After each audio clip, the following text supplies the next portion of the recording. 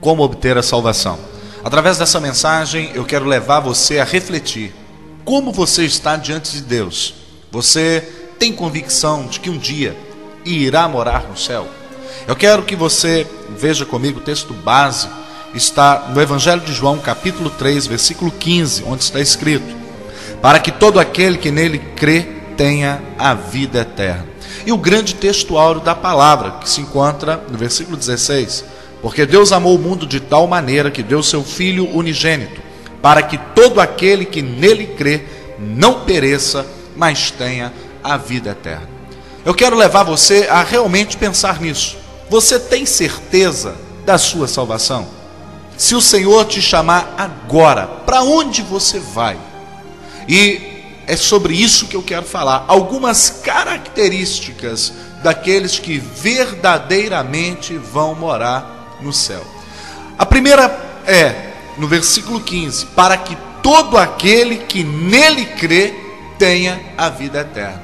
Então eu não consigo ver uma pessoa que irá morar no céu, mas que não crê no sacrifício da cruz.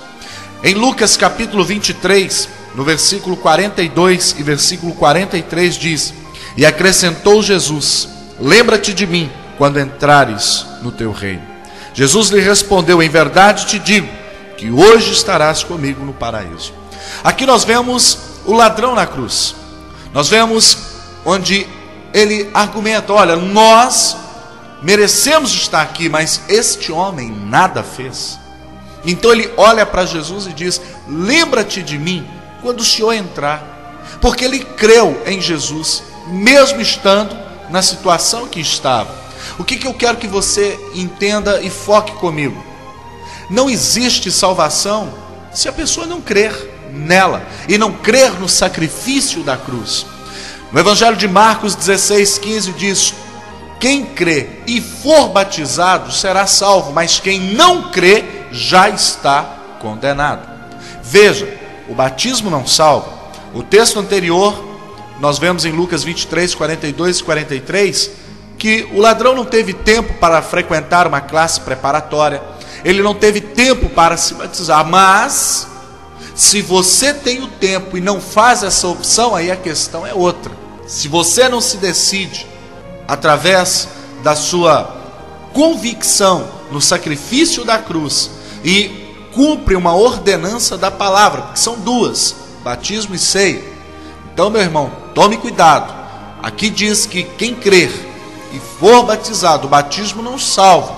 O que salva é o crer. Mas se eu tenho a possibilidade, a condição de me batizar e não me batizo, complica. Eu preciso também crer no que está escrito em Atos dos Apóstolos, no capítulo 4, no versículo 12, onde o autor do livro, Lucas, diz: e não há salvação em nenhum outro, porque abaixo do céu não existe nenhum outro nome dado entre os homens pelo qual importa que sejamos salvos. Ou seja, não existe salvação sem Jesus. E não existe salvação se eu não crer no sacrifício da cruz do Calvário. Para eu obter a salvação, eu preciso crer. A Bíblia diz em João 14:6: eu sou o caminho, a verdade e a vida. Ninguém vai ao Pai senão por mim. Preste atenção, o artigo no texto é um artigo definido. Significa que só tem um caminho que me leva a Deus, e é por intermédio de Jesus. Aqui nós vimos em Atos que não existe outro nome que importa que sejamos salvos, senão Jesus Cristo. Agora eu quero te mostrar um segundo ponto. Eu quero abrir um subtópico aqui agora. Como eu obtenho a salvação? Crendo. Eu te mostrei vários textos que falam sobre o crer, sobre não haver salvação fora de Jesus. Agora, a questão é: quais são as características daqueles que creem? Número 1, em 2 Coríntios capítulo 5:17 diz: pois se alguém está em Cristo, nova criatura é. As coisas velhas passaram, eis que tudo se fez novo. Eu não consigo entender uma pessoa que diz que vai morar no céu, que crê, que está convicto da sua salvação, mas que não anda em novidade de vida. Ele é crente picuinha o mês e o ano inteiro. Pois se alguém está em Cristo, meu irmão, nova criatura é. A sua forma de falar tem que mudar. Porque infelizmente muitas pessoas vão para a igreja, mas continuam falando mentira, continuam falando palavrão, o palavreado dele, o linguajar dele é torpe. O que eu quero te mostrar? Se você está em Cristo, a sua maneira de falar tem que mudar. Eu fico impressionado com alguns jovens nas igrejas que dizem estar em Cristo e ficam falando gíria. E aí, meu irmão, tá ligado aí, Pai do Senhor, meu irmão? Meu irmão, vai tomar vergonha nessa tua cara. Vá te converter. Muda o teu linguajar. Ninguém que se preze, ninguém que vai morar no céu, que quer conquistar espaço até nesse mundo secular, avança com gíria na boca. Sinceramente, nós temos que mudar. O nosso padrão é outro, o nosso estilo de vida é outro, a nossa maneira de andar tem que ser diferente, a nossa maneira de vestir tem que ser diferente, a nossa maneira de se relacionar tem que ser diferente. Se eu estou em Cristo, nova criatura a partir de agora. A minha vida tem que mudar. Não estou dizendo que ninguém muda da noite para o dia, mas eu tenho que buscar essa mudança contínua. Eu tenho que mudar sim, porque não dá para entender alguém que fala que agora é de Jesus e que vai morar no céu, que continua fazendo as mesmas coisas que fazia quando estava no mundo. Eu não consigo entender esses cantores que dizem que se convertem a Jesus, mas continuam fazendo show lá fora. Está errado. Se eu sou de Jesus, a minha vida muda. Tudo tem que mudar. A minha forma de andar, a minha forma de falar, a minha forma de negociar. Se eu era picareta, não sou mais. Se eu comprava e não pagava, agora eu compro e pago. Se o meu nome está sujo, eu vou dar um jeito de limpar. Eu sou nova criatura. Em Gálatas capítulo 5, versículo 22, segundo subtópico, diz assim, olha: mas o fruto do Espírito é amor, alegria, paz, longanimidade, benignidade, bondade, fidelidade, mansidão, domínio próprio. Contra estas coisas não há lei. Então o que eu vejo aqui? Como eu posso crer que alguém vai morar no céu se ele não manifesta na vida dele os frutos do Espírito? Como alguns que acabei de citar: amor e alegria. O cara entra na igreja, parece que ele chupou um limão capeta, foi batizado no vinagre. O cara só pode, só está de cara fechada. Ele acha que a cara fechada dele é a santidade.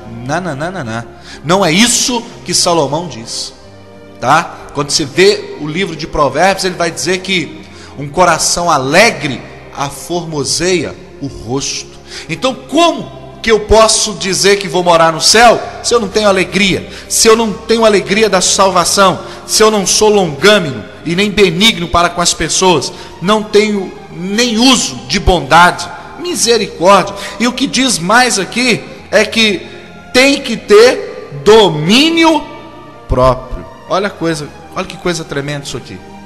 Eu pergunto para você: você tem domínio próprio, meu irmão? Você consegue se controlar? Numa hora e numa situação de adversidade, você se controla ou você explode? Você estoura com todo mundo, fala coisas nas quais vai se arrepender depois.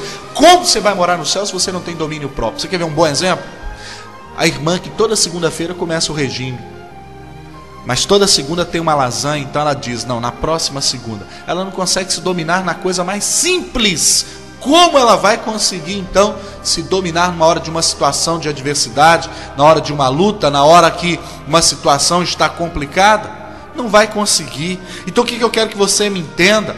Quem quer morar no céu, quem vai morar no céu, tem que ser nova criatura, tem que manifestar os frutos do Espírito Santo. Sim, há quem diga que para ser batizado com o Espírito Santo tem que falar em outra língua, mas não é isso que eu encontro na Bíblia. Porque tem muita gente que tem dom de língua aí, e o dom de língua dele é de falar da vida dos outros, é de meter o bambu na vida de todo mundo. Esse dom de língua não é o que a Bíblia fala, não. E esse é o que tem imperado em muitas casas e em muitas igrejas. Você, meu irmão, tem que ter domínio próprio. Segura essa língua sua dentro da boca. O apóstolo Paulo, quando ele vai falar sobre esse assunto em 1 Coríntios, no capítulo 1, preste atenção, no versículo de número 10, olha o que Paulo fala acerca da questão da língua. Rogo-vos, irmãos, pelo nome do nosso Senhor Jesus Cristo, que faleis todos a mesma coisa, e que não haja entre vós divisões, antes sejais inteiramente unidos na mesma disposição mental e no mesmo parecer. O que ele está dizendo? Eu rogo que vocês falem a mesma coisa, porque um está falando A e o outro está entendendo B, está falando C. Então eu vejo isso aqui. Isso é falta de domínio próprio. Em 1 João capítulo 4, versículo 16 diz: e nós conhecemos e cremos no amor que Deus tem por nós. Deus é amor, e aquele que permanece no amor, permanece em Deus e Deus nele. Então, a característica de quem crê tem que ser nova criatura, tem que ter domínio próprio, tem que manifestar os frutos do Espírito. E tem aquele detalhe, meu irmão, tem que amar. E amar aquele que te persegue, amar aquele que te aborrece, amar aquele que está o tempo todo na igreja tentando puxar o teu tapete. A Bíblia diz em 1 João ainda, no capítulo 4, 20, se alguém disser amo a Deus e odiar a seu irmão, é mentiroso, pois aquele que não ama a seu irmão a quem vê, não pode amar a Deus a quem não vê. Então o que eu vejo aqui? Tem muitas pessoas que estão falando que vão morar no céu, mas não conversam com a pessoa na igreja. Não vou com a cara do irmão fulano, não gosto do irmão ciclano. Como que você vai morar no céu desse jeito? As características daqueles que vão morar no céu são essas: tem que ser nova criatura, tem que manifestar os frutos do Espírito e tem que amar, amar até sem ser amado. E eu quero dizer para você, você tem manifestado estas características, meu irmão, na sua vida? O Espírito de Deus tem reinado em você? O apóstolo Paulo diz em 2 Coríntios 12, 15: eu de boa vontade me gastarei e ainda me deixarei gastar em prol da vossa alma. Se eu mais vos amo, serei eu menos amado? O que ele está dizendo? Num linguajar que você vai me entender. Ainda que eu menos amado, amando-vos cada vez mais. O que ele está dizendo? Eu não amo você porque você me ama. Eu amo você porque o amor de Deus está em mim e eu quero ir morar no céu um dia. Então é essa aqui que é a questão. Então, em primeiro ponto, como obter a salvação? Crendo. E se eu realmente creio, essas características têm que estar patentes na minha vida. Segunda característica de quem quer e quem vai morar no céu: se o primeiro é crer, o segundo, obedecendo. A Bíblia me diz em Hebreus 5:9: e tendo ele sido aperfeiçoado, tornou-se salvação para todos aqueles que lhe obedecem. Então o que eu aprendo aqui? Salvação é para quem obedece a palavra.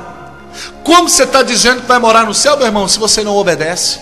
Se você é um crente rebelde, desobediente, você faz tudo aquilo que a Bíblia diz para você não fazer. O apóstolo Paulo diz em Filipenses capítulo 2, versículo 8: assim mesmo se humilhou, tornando-se obediente até a morte, e morte de cruz. Em 1 Samuel capítulo 15, versículo 22, parte B do versículo diz: eu amo mais o obedecer do que o sacrificar. Tem crente que está jejuando, está fazendo sacrifício de tolo. Por quê? Porque ele jejua, mas ele não obedece a palavra de Deus. E por que ele não obedece essa palavra? Porque ele não crê nessa palavra. Essa que é a verdade.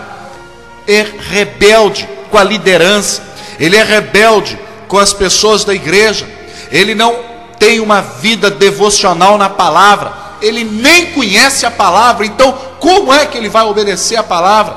A Bíblia me mostra em Romanos capítulo 5, 19: porque pela desobediência de um só homem muitos se tornaram pecadores, assim também por meio da obediência de um só muitos se tornarão justos. Então eu vejo aqui que a questão da desobediência de Adão, a desobediência alcançou a todos, mas pela obediência de um, a saber, meu irmão, Jesus Cristo, todos serão feitos a imagem dele. Então o que eu vejo aqui? Em Hebreus capítulo 5, no versículo 8, diz que o filho aprendeu a obediência por aquilo que padeceu. E deixa eu ser mais enfático em dizer isso aqui: quem não bate para ensinar, apanha para aprender. Essa que é a verdade. A única coisa que Deus quer de mim e de você é que nós sejamos fiéis à sua palavra, que nós andemos em obediência à sua palavra. E infelizmente tem crente que só pega texto na Bíblia que interessa para ele, compra caixinha de promessa que só sai benção. Tinha que ter caixinha, era de pancada. Vós filhos do diabo, vós filhos da desobediência. Esse é que tinha que ter, porque vive com macumba evangélica, consultando a Bíblia, fecha a Bíblia e gira as páginas e põe o dedo, é aqui.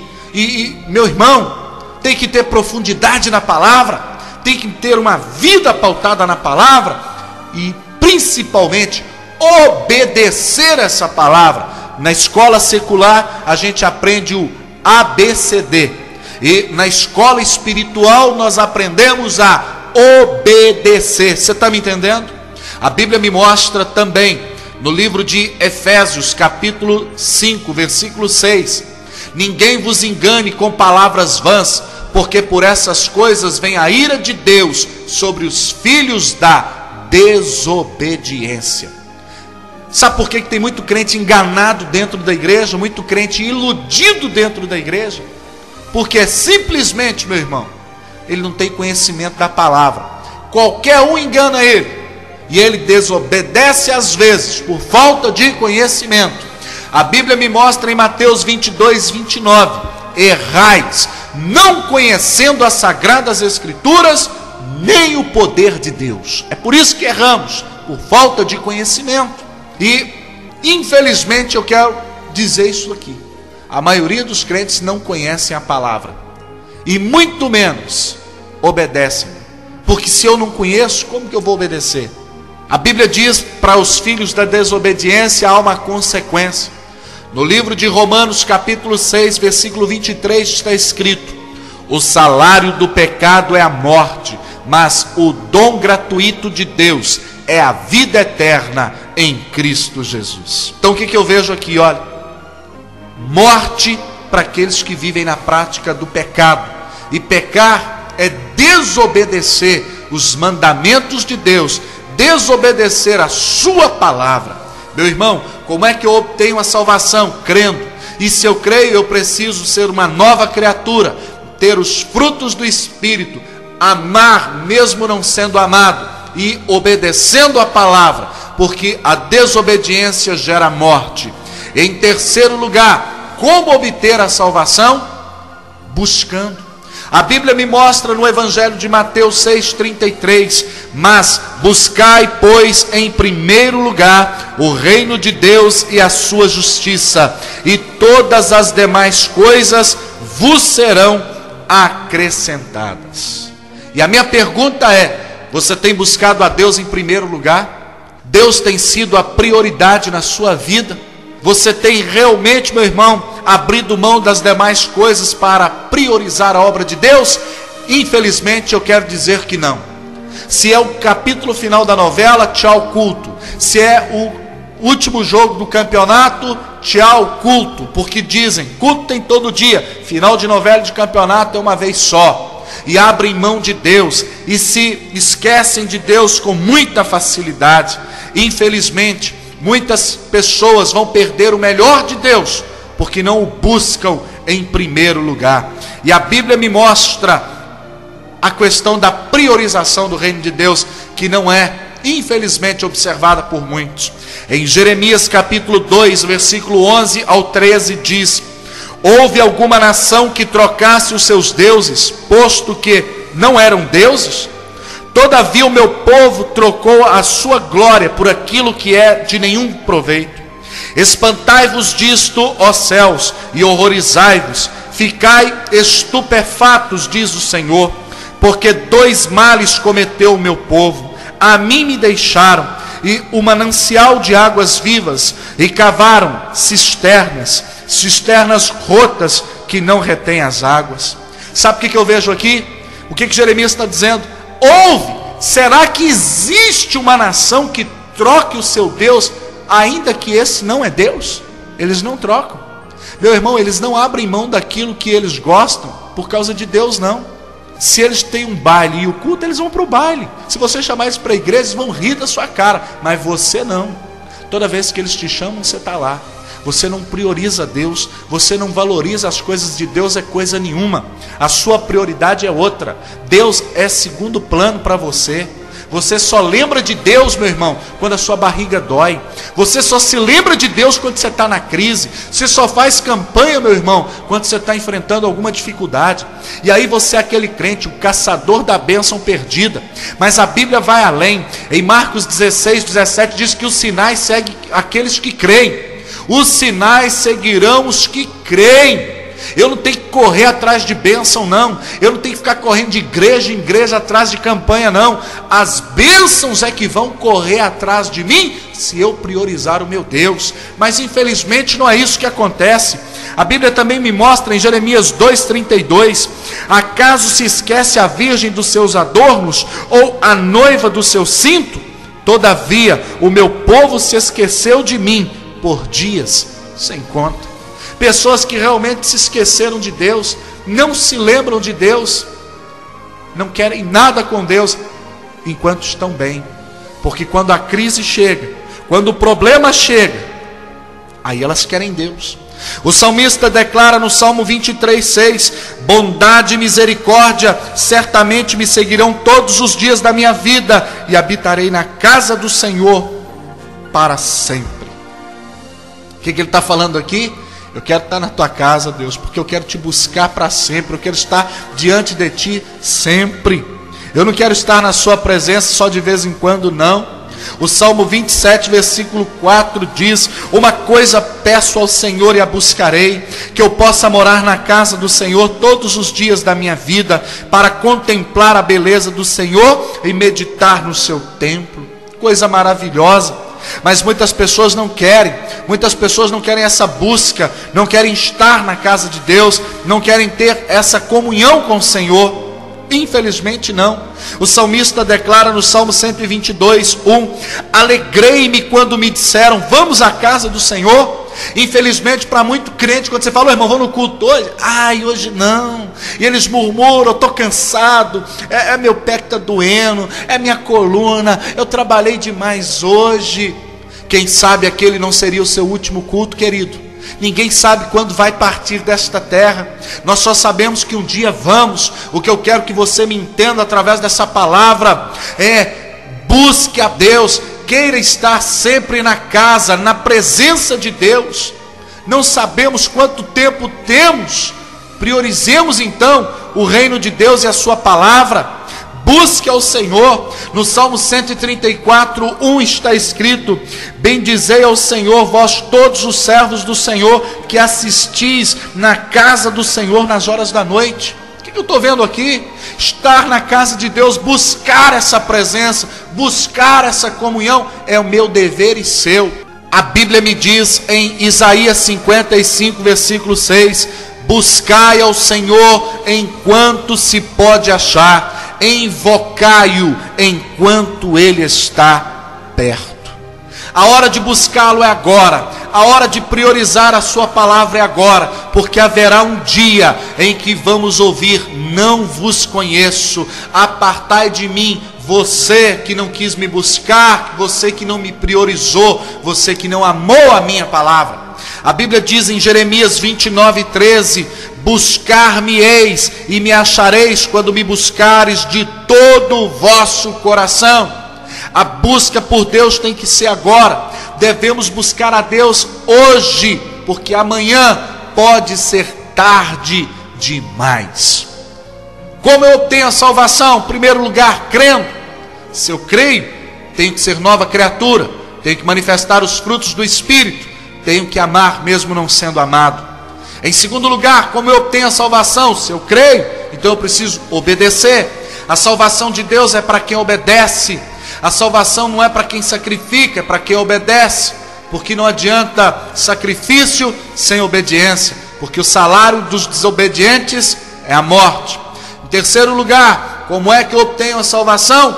Buscando a Deus, priorizando o seu reino, priorizando a sua palavra, dando prioridade à sua obra. Em quarto lugar, como é que eu obtenho a salvação?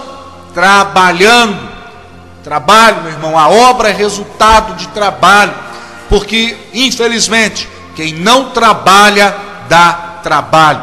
Tem muito crente dentro da igreja problemático, conversador fiado, porque ele não vai para o culto para prestar o seu culto a Deus, não, ele vai para ficar reparando na vida dos outros, ele vai para ficar criticando a pregação, ele vai para criticar o louvor, ele vai para condenar as pessoas. E por que ele faz isso? Porque ele é um parasita de igreja, ele é aquele que senta no banco da igreja e não faz nada, entra ano, sai ano, ele é o mesmo, entra ano, sai ano e ele não cresce, ele não conhece a palavra, ele nem leva a Bíblia para a igreja, porque é o que? Um crente preguiçoso, uma pessoa ociosa, é parasita de igreja, sim. Precisamos trabalhar para Deus agora. A Bíblia me mostra em Tiago capítulo 2,14, meus irmãos, qual é o proveito se alguém disser que tem fé, mas não tiver obras? Pode acaso semelhante fé salvá-lo? Meu irmão, se você tem fé, você tem que ter obra, você tem que ter trabalho, você tem que produzir alguma coisa, porque se você não produz nada, você não tem fé, porque só tem fé quem produz.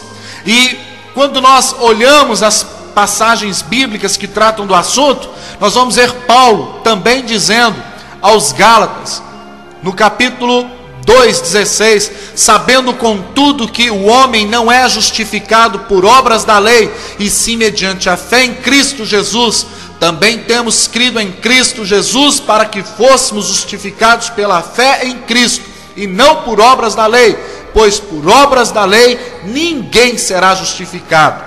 Aqui agora parece que há até um paradoxo entre a carta de Paulo e a escrita do apóstolo Tiago, mas não. Um está dizendo que é pela fé, o outro está dizendo que é pelas obras. Não, ambos estão dizendo, não devemos fazer as obras para sermos salvos, mas fazemos-las porque somos salvos. Me mostra as tuas obras e eu vou te mostrar a tua fé. Me mostra a tua fé que eu vou contemplar agora as tuas obras, porque uma coisa é sinônimo da outra. Eu não consigo entender uma pessoa que está na igreja há 20 anos e nunca ganhou ninguém para Cristo, não faz nada na igreja, tudo que é campanha que chama ele para participar, desde uma campanha para limpar a igreja, um mutirão de limpeza, de construção, ele nunca está, ele nunca vai. Chama para o evangelismo, ele não pode, ele está muito ocupado para Deus, mas um dia Deus não vai te ouvir também. Um dia Deus também vai te dizer, eu também não te conheço, porque o tempo em que eu queria te conhecer, você não teve tempo para mim. Infelizmente é o que nós vemos aí. Ah, queridos, quantas pessoas vão perder o melhor de Deus. A Bíblia diz em 1 Tessalonicenses 1,3, pois lembramos na presença do nosso Deus e Pai, como vocês puseram em prática a sua fé, como o amor de vocês os fez trabalhar tanto, e como é firme a esperança que vocês têm no nosso Senhor Jesus Cristo. Essa tradução que li, ela está na linguagem de hoje. O que eu quero que você entenda aqui, querido? Como vocês trabalharam tanto na obra. Aqui que está o negócio. Como vocês trabalharam. E a minha pergunta agora é, você tem trabalhado na obra de Deus, querido? Você tem realmente feito algo para Deus com relação a tanto quanto Deus tem feito por você? O que você tem feito para Deus? A Bíblia me mostra, Mateus capítulo 7, do 19 ao 21, toda árvore que não produz bom fruto é cortada e lançada ao fogo. Assim, pois, pelos seus frutos as conhecereis. Nem todo aquele que diz Senhor, Senhor entrará no reino dos céus, mas aquele que faz a vontade de meu Pai que está nos céus. O que eu aprendo aqui? Tem muita gente dando glória a Deus, pulando, rodopiando na igreja e vai para o inferno pulando e rodopiando, porque não produz nada para Deus. A Bíblia é muito clara acerca disso, quando lá no Evangelho de João, no capítulo 15, Jesus fala tremendamente sobre isso e com muita propriedade. Eu amo essa palavra por isso. Diz assim, Evangelho de João 15:1: eu sou a videira verdadeira e meu pai é o agricultor. Todo ramo que estando em mim não der fruto, ele a corta, e todo o que dá fruto limpa, para que produza mais fruto ainda. Vós já estáis limpos pela palavra que vos tenho falado. Permanecei em mim e eu permanecerei em vós. Como não pode o ramo produzir fruto de si mesmo, se não permanecer na videira, assim nem vós o podeis dar, se não permanecerdes em mim. Então eu vejo que se tem alguém produzindo, é porque Cristo está nele. Se é parasita na igreja, Deus não está nele. É uma galha que secou no tronco, parasita. E infelizmente é o que nós vemos muito hoje. Pessoas que são parasitas mesmo, não trabalham, não fazem nada, estão ali galho seco dentro da igreja. Meu irmão, nós sabemos que o que corre dentro de um tronco de uma árvore é a seiva. A seiva é um óleo, e o Espírito Santo também representa esse óleo que tem que correr na nossa vida espiritual. E a Bíblia vai além, quando Jesus continua aqui em João 15, diz no versículo 6, se alguém não permanece em mim, será lançado fora. É semelhante do ramo, e secará, e o apanham, lançam no fogo e o queimam. Aqui no Evangelho de João 15, versículo 7, Jesus vai além dizendo, se permanecerdes em mim, e as minhas palavras permanecerem em vós, pedireis o que quiserdes e vos será feito. Quer traduzir o texto numa linguajar para você entender?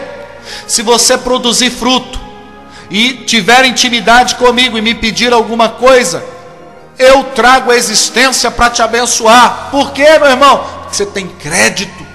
Se você tem crédito, é porque você trabalha. E eu quero ir então para o quinto e último ponto.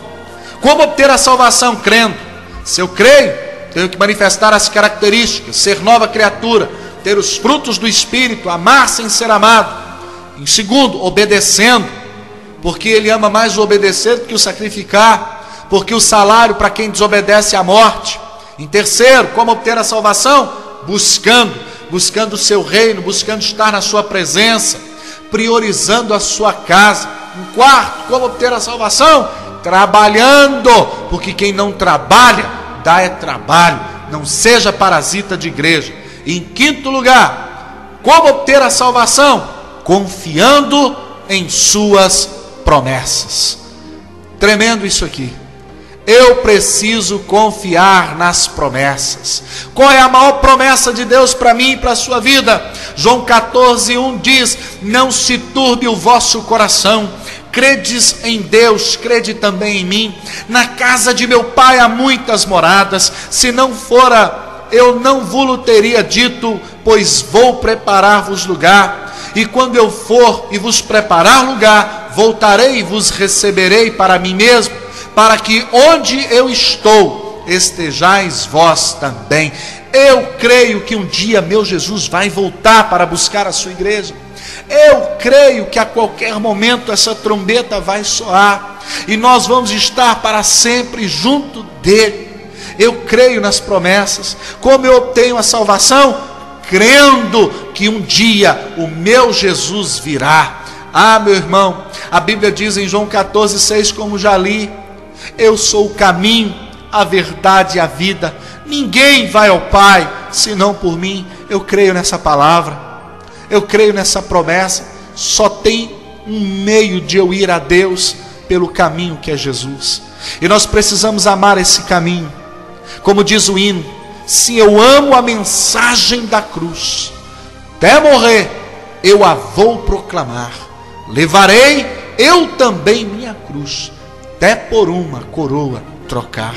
Eu confio nessa promessa, e um dia eu vou receber o prêmio. Um dia eu vou estar para sempre junto dele. Um dia, meu irmão, ele vai enxugar dos nossos olhos toda lágrima. E eu pergunto a você: vamos ficar priorizando esse mundo? Até quando? Até quando, meu irmão, você vai brincar com as coisas espirituais? Até quando? Ele me fez uma promessa, Ele me prometeu que vai voltar. Eu creio nisso. Em Marcos 13, 26 ele diz: então verão o Filho do Homem vir nas nuvens com grande poder e glória. Um dia o Jesus virá. Um dia Ele vai voltar para buscar a sua igreja. E que igreja Ele vai buscar? Aquela igreja que crê, a igreja que vive em novidade de vida, uma igreja que está comprometida com a sua palavra, uma igreja que o obedece, uma igreja que o busca, uma igreja militante, uma igreja que trabalha, uma igreja que confia nas promessas, que sabe que um dia Ele vai voltar. Meu irmão, a qualquer momento a trombeta de Deus vai soar. Nós temos visto pelo planeta pessoas que não têm tido a percepção pelos sinais, tsunamis, terremotos, pestes, é gripe aviária, é gripe suína, é AIDS, ebola, muitas outras que ainda vão surgir, fome, guerras. A palavra está se cumprindo, a palavra está se cumprindo e se cumpriu nos nossos dias. Jesus vem, confie nele. Ele disse: quando ouvires falar de paz, lhe sobrevirá repentina destruição. Jesus está voltando. Confie nessa promessa. Viva em santidade e em novidade de vida. A Bíblia é muito clara acerca disso, quando fala o autor aos Hebreus, no capítulo 12 de Hebreus. Meu irmão, se eu pudesse entrar aí agora, dentro da sua cabeça, e fazer você entender isso. A Bíblia diz: segui a paz com todos e a santificação, sem a qual ninguém verá o Senhor. Ele vem. Prepara-te, ó Israel, para te encontrares com o Senhor teu Deus, porque breve Jesus virá e não tardará. Deus abençoe esta palavra, em nome do Senhor Jesus.